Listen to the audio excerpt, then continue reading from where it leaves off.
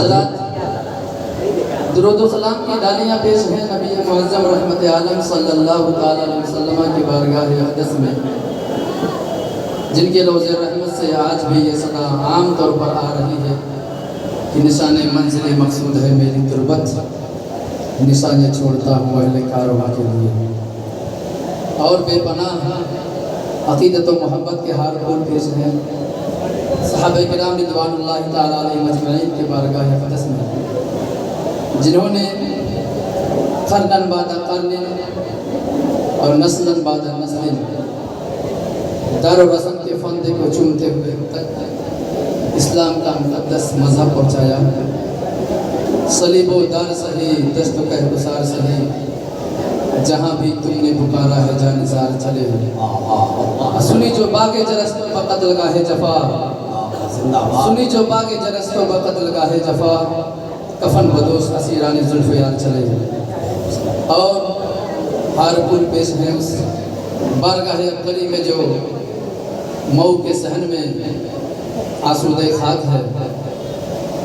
محدث ثناء اللہ اعظمی رحمت اللہ علیہ کی بارگاہ میں، فنا کے بعد بھی باقی ہے شان رہبری تیری، فنا کے بعد بھی باقی ہے شان رہبری تیری، خدا کی رحمت ہے میرے کارواں تجھ پر۔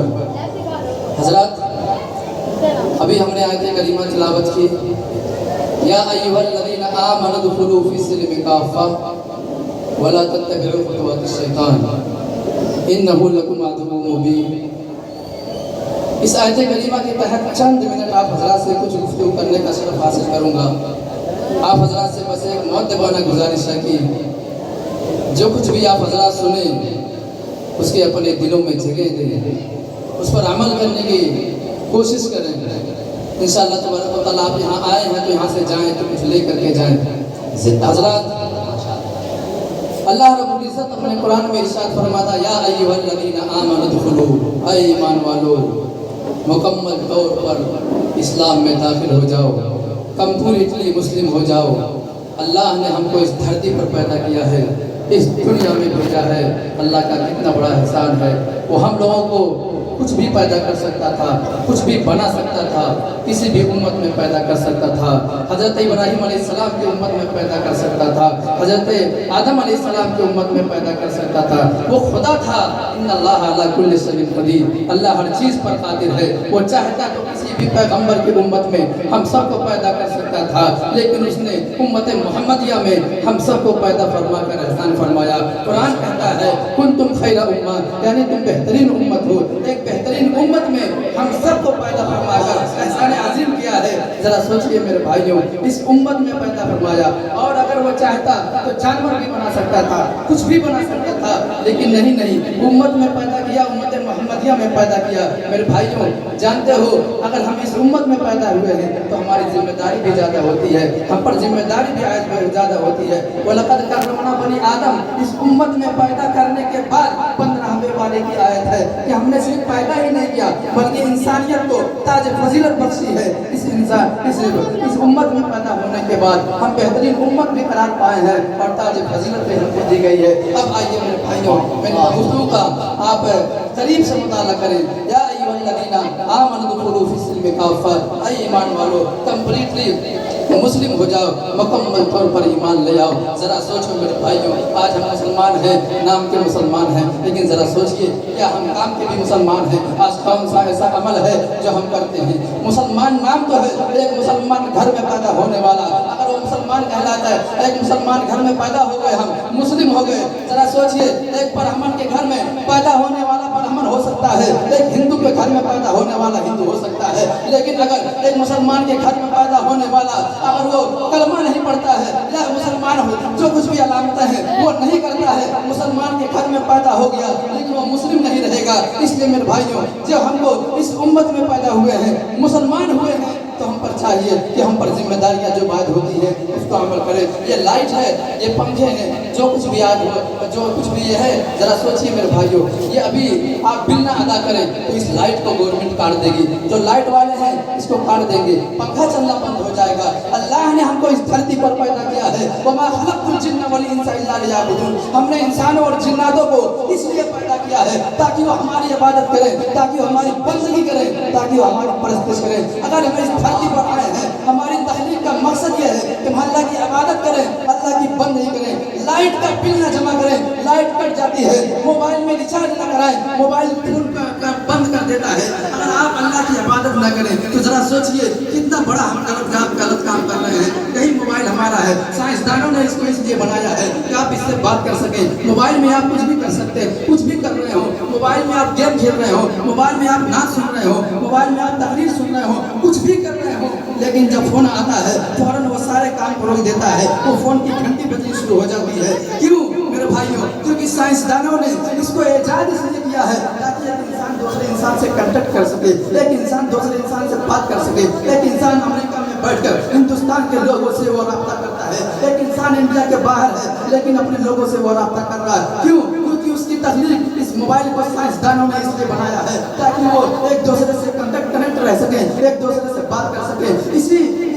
سے غور کریں آپ کہ اللہ رب العزت کہہ رہا ہے وَمَا خَلَقْتُ الْجِنَّ وَالْإِنسَ إِلَّا لِيَعْبُدُونِ، ہم نے انسانوں کو عبادت کے لیے پیدا کیا ہے۔ موبائل اپنا کام کر رہا ہے، موبائل کا جو کام ہے وہ اپنے کام میں عمل میں ہے، لیکن انسان کتنا بڑا بدنصیب ہے، انسان اتنا بڑا خسارے میں ہے، انسان کتنا بڑا گھاٹے میں ہے کہ جس مقصد کے لیے پیدائش ہوئی ہے، جس مقصد کے لیے اس دھرتی پر آیا ہے، جس مقصد کے لیے اس دنیا میں آیا ہے، اس مقصد سے کتنا دور ہو گیا ہے۔ آج ہمارا مؤذن حی علی الصلاۃ کی صدائیں دے گا، آؤ نماز کی طرف آؤ، حی علی الفلاح کی صدائیں دے گا، آؤ کامیابی کی طرف آؤ، مؤذن کامیابی کی طرف بلا رہا ہے، مؤذن کہہ رہا ہے آؤ کامیابی اس راستے پر ہے، کامیابی یہاں ہے، لیکن میرے بھائی ہم چوراہا کی طرف جاتے ہیں، چوراہا کی طرف جا کر کے گپ شپ کرنے میں گزار دیتے ہیں۔ ذرا سوچئے میرے بھائیوں، اس لیے ہماری تخلیق نہیں ہوئی ہے۔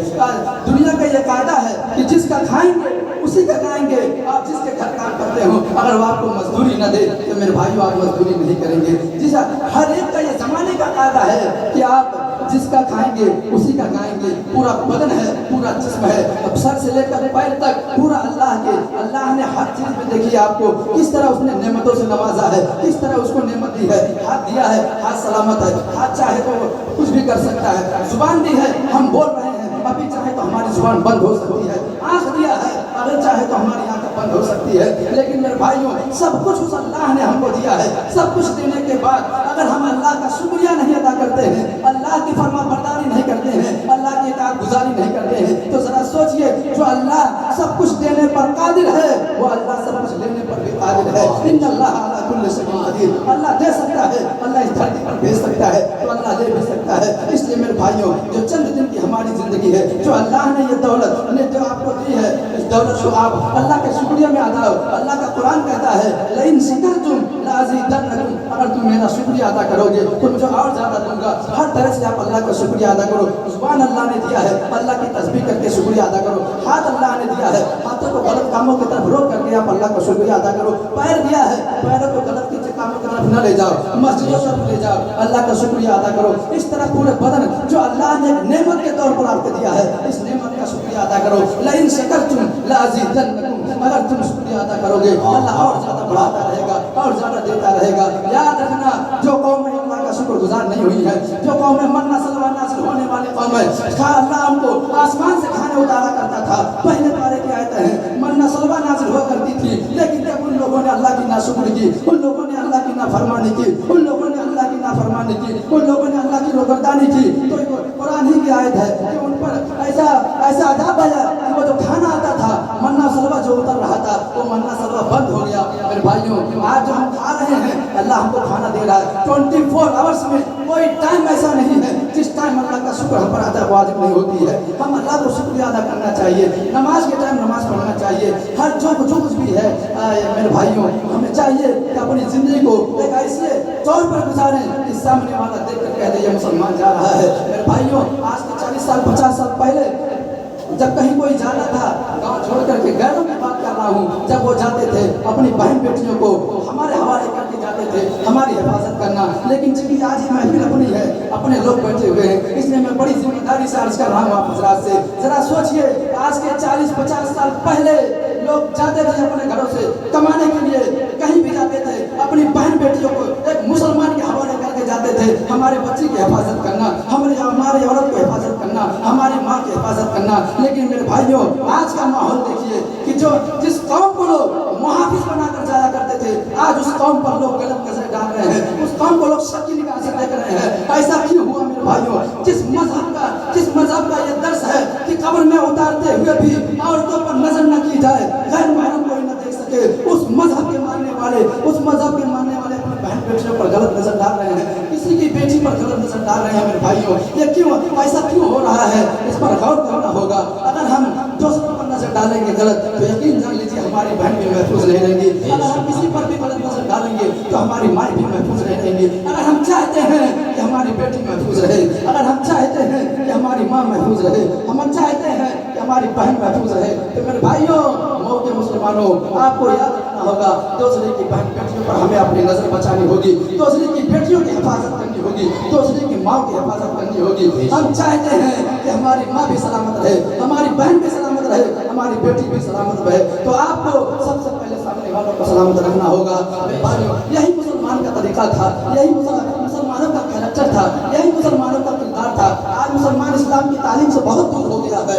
हमने बहुत सारी वाक़यात इस तरह के आप सुने होंगे कि पहले ज़माने में ऐसा लोग किया करते थे कि अपनी बहन बेटियों को मुसलमानों के हवाले करके जाया करते थे। लेकिन मेरे भाइयों, तरीके मुस्तफ़ा को हमने छोड़ा है, वजह बर्बादी हमारी मुकद्दर हो गई है। अगर अभी हम रास्ते पर आ जाते हैं, इस्लाम की तालीमात पर आ जाते हैं, तो अभी भी कुछ बिगड़ा नहीं है, अभी भी बहुत कुछ बाकी है। भाइयों, अगर हम चाहते हैं कि आज भी हमें सरबुलंदी हासिल हो, हम चाहते हैं कि आज भी गैरों के मुकाबले में हमें फतह नुसरत मिले, तो हमें आना होगा इस्लाम की तरफ, हमें अपनाना होगा रसूलुल्लाह सल्लल्लाहु अलैहि वसल्लम की तालीम को, हमें चलना होगा रसूलुल्लाह सल्लल्लाहु अलैहि वसल्लम के कौल के मुताबिक, हमें जिंदगी गुजारनी होगी अल्लाह के कौल के मुताबिक। तब तो हम इस दुनिया में भी कामयाब होंगे, आखिरत में भी कामयाब होंगे। और अगर हम चाहते हैं नाकामी ही नहीं तो हम यहाँ भी नाकाम होंगे, वहाँ भी नाकाम होंगे। बस इन चंद मिनट की गुफ्तगू में मैं हज़रात से गुजारिश करूँगा कि हमारी जो ये दिल के बातें निकली हैं अपने दिल में जगह दें, और जब जाएँ तो एक मुसलमान बन करके जाएँ, एक मुसलमान की तरह ज़िंदगी गुजारें। वाखिर दावाना अनिल हम्दुलिल्लाहि रब्बिल आलमीन। अस्सलामु अलैकुम।